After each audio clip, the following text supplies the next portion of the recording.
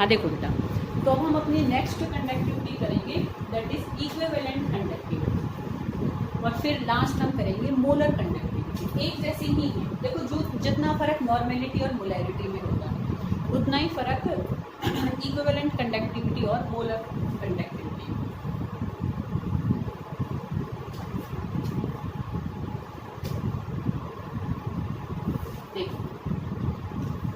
देखो equivalent conductivity क्या होती है, देखो अब ना हाँ कुछ बातें ध्यान रखना। देखो ये स्पेसिफिक कंडक्टिविटी की एक कंडीशन है बस कि जो कंडक्टर है उसकी वॉल्यूम अगर क्या हो 1 सेंटीमीटर क्यूब, एक ऐसा कंडक्टर जिसकी वॉल्यूम 1 सेंटीमीटर क्यूब होती है, ऐसे कंडक्टर की कंडक्टेंस को हम क्या कहते हैं, स्पेसिफिक कंडक्टिविटी कहते हैं। ठीक है, अब हमारी बात आएगी इक्विवेलेंट कंडक्टिविटी। ये तो क्या थी, स्पेसिफिक कंडक्ट, तीनों की ना कंडीशंस को पहचानना है बस तुमको, कुछ नहीं। स्पेसिफिक कंडक्टिविटी के लिए कंडीशन क्या है, बस वॉल्यूम 1 सेंटीमीटर क्यूब होनी चाहिए, बाकी कोई कंडीशन हो हम उस एक तरीके से सॉल्यूशन की कह लो या फिर तुम उस कंडक्टर की कह लो, कंडक्टेंस को हम क्या कहेंगे, स्पेसिफिक कंडक्टिविटी ही कहेंगे, बस वॉल्यूम 1 सेंटीमीटर क्यूब होनी चाहिए। इक्विवेलेंट कंडक्टिविटी की देखो दो कंडीशन, इक्विवेलेंट कंडक्टिविटी को हम देखो रिप्रेजेंट करते हैं ऐसे लैम्डा ई क्यू से। तो इक्विवेलेंट कंडक्टिविटी के देखो ये कंडीशन है कि जो हम एक तरीके से इलेक्ट्रोलाइट ले रहे हैं, है ना, अब मान लो ऐसे समझो दो इलेक्ट्रोड है, ठीक है, इन दोनों के बीच का जो डिस्टेंस है दैट शुड बी 1 सेंटीमीटर। एक तो ये कंडीशन होती है, ठीक है, इक्विवेलेंट कंडक्टिविटी के the distance between the electrode should be 1 centimetre. और इसमें जो हम एक तरीके से सॉल्यूशन भर रहे हैं उस सॉल्यूशन की वॉल्यूम कितनी भी हो उससे इक्विवेलेंट कंडक्टिविटी की वैल्यू पर कोई इफेक्ट नहीं आ रहा है। ठीक है, क्योंकि स्पेसिफिक कंडक्टिविटी नहीं देख रहे, हम पर्टिकुलर अभी कंडीशन देख रहे हैं इक्विवेलेंट कंडक्टिविटी। दो कंडीशन होती है, एक तो जो इलेक्ट्रोड्स हैं उनके बीच का डिस्टेंस होना चाहिए 1 सेंटीमीटर, और जो इसमें हम सोल्यूशन भर रहे हैं उस सोल्यूशन में जो हम सॉल्यूट ले रहे हैं, जो इलेक्ट्रोलाइट ले रहे हैं, उसकी जो कंसंट्रेशन है वो हमारी होनी चाहिए, उसकी जो एक तरीके से हम अमाउंट ले रहे हैं that should be 1 gram equivalent. वो हमें कितनी लेनी है, 1 ग्राम इक्विवेलेंट। ध्यान करो ग्राम इक्विवेलेंट्स क्या होती है, ग्राम इक्विवेलेंट मैंने तुम्हें सॉल्यूशंस में बताया था कि ग्राम इक्विवेलेंट हमारा होता है एक तरीके से weight upon equivalent, weight of electrolyte, भाई कितना लिया, जैसे भाई मैंने कितना नमक लिया है ना, 5 ग्राम लिया, उसको हम डिवाइड कर देंगे उसके इक्विवेलेंट वेट्स।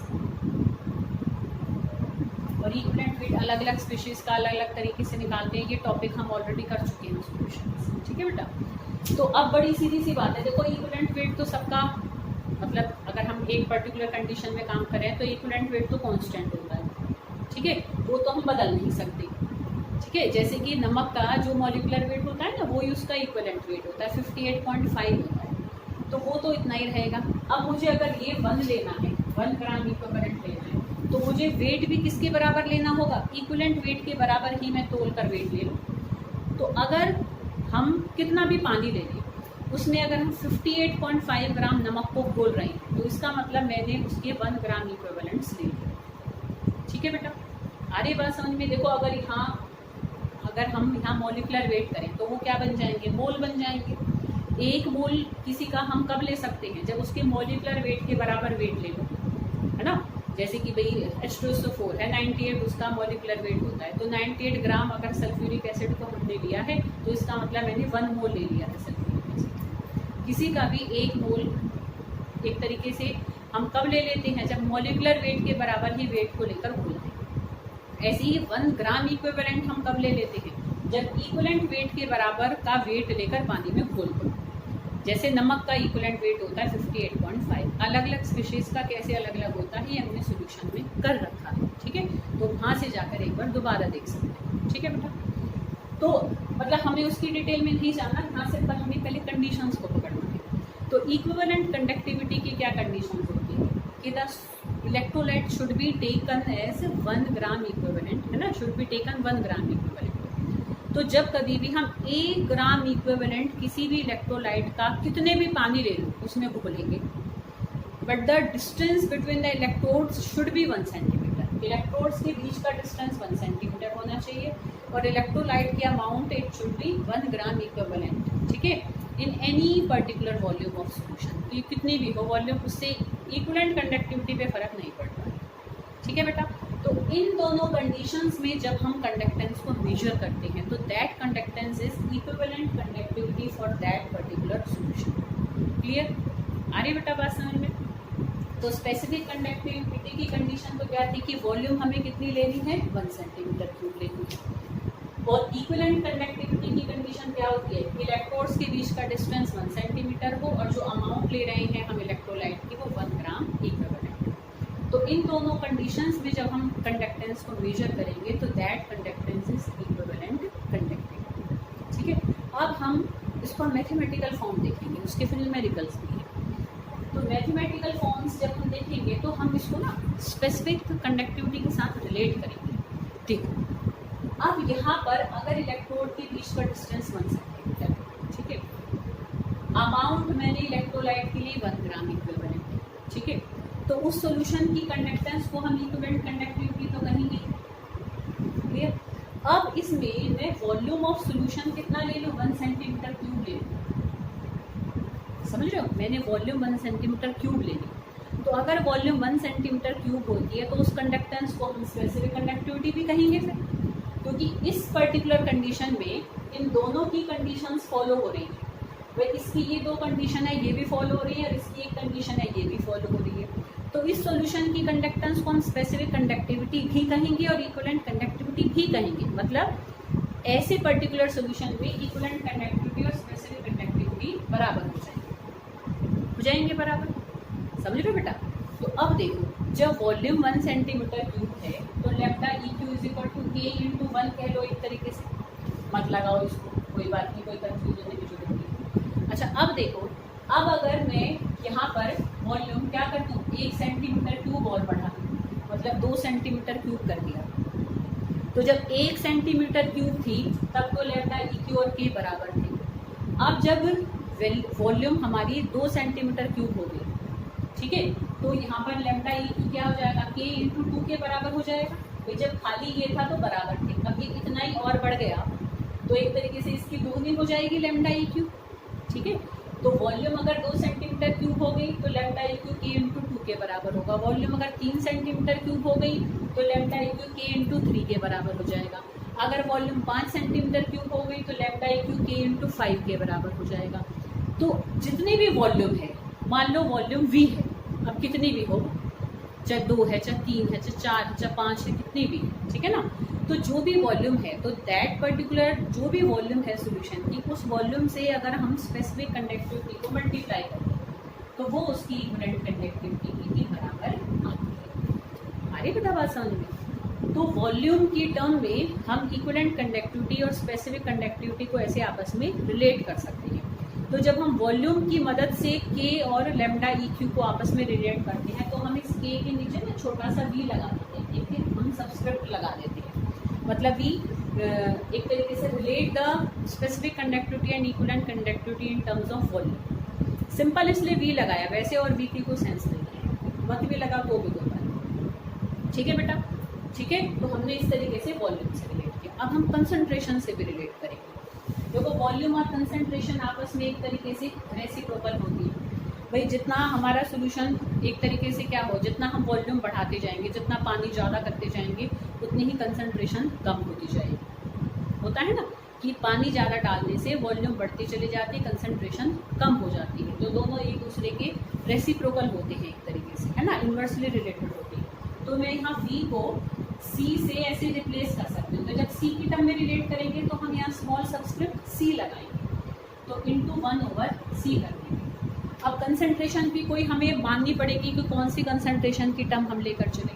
तो क्योंकि यहाँ ग्राम इक्विवेलेंट्स देख रहे हैं तो हम यहाँ कंसंट्रेशन जो लेंगे दैट इज नॉर्मेलिटी, ठीक है। तो हम नॉर्मेलिटी ले लेंगे यहाँ पर, तो ये N हो गए, ठीक है बेटा।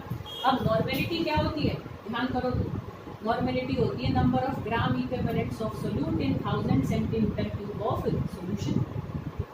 यही तो होती है, या तो 1 लीटर ऑफ सोल्यूशन को या 1000 सेंटीमीटर क्यूब ऑफ सोल्यूशन को। तो मैं इसको अगर यहाँ रखूँगी तो देखो ये उल्टा हो जाएगा, क्योंकि नॉर्मेलिटी तो नीचे आ रही है। तो यहाँ 1000 रखूँगी, ठीक है ना, यहाँ रखूँगी मैं ग्राम इक्विवेलेंट 1000, तो 1000 ऊपर चला जाएगा। तो यहाँ पर ये क्या बन जाएगा, lambda E Q is equal to K C into 1000 over gram equivalent. ठीक है।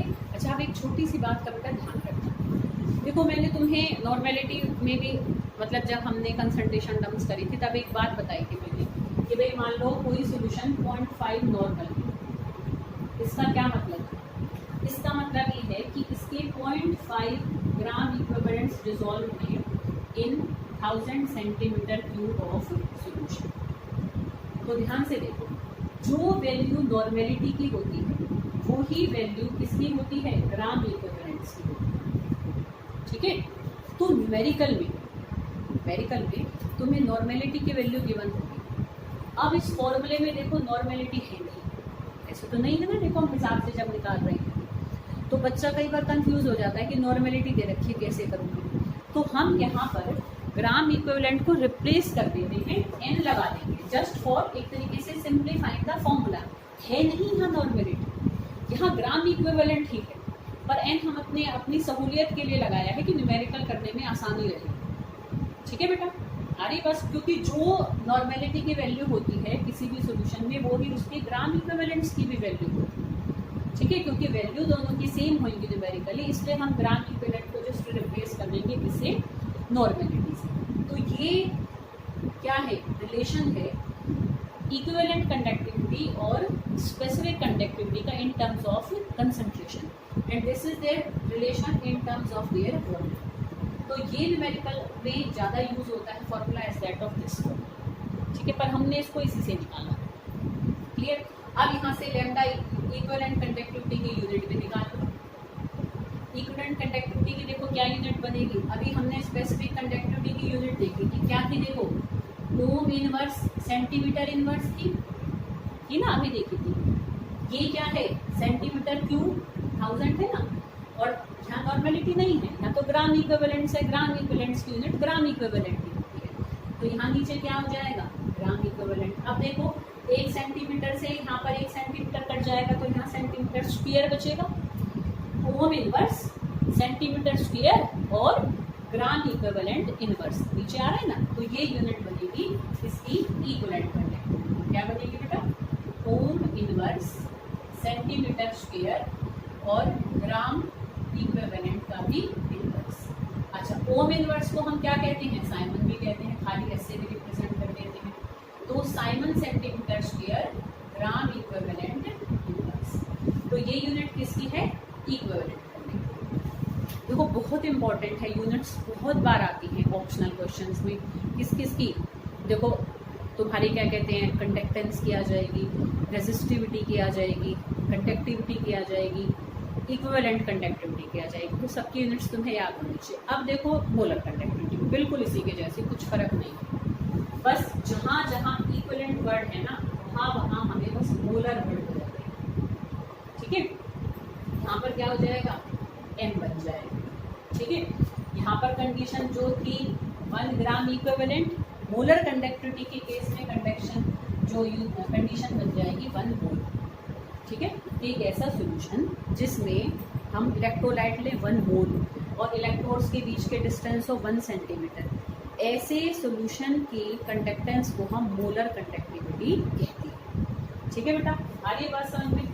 ऐसे यहाँ पर बस इसकी जगह क्या हो जाएगा, एम आ जाएगा। यहाँ पर नॉर्मेलिटी की जगह क्या आ जाएगा, पोलैरिटी आ जाएगा। यहाँ पर हमारा ऐसे ही ग्राम इक्विवेलेंट की जगह मोल्स आ जाएंगे। तो हम रिप्लेस यहाँ पर भी ऐसे ही एम से कर देंगे, जैसे यहाँ एन से रिप्लेस करा। ठीक है, क्योंकि जो नॉर्मेलिटी की वैल्यू होती है वो ग्राम इक्विवेलेंट की होती है, ऐसे जो मोलैरिटी की वैल्यू होती है वो ही मोल्स की भी वैल्यू होती है।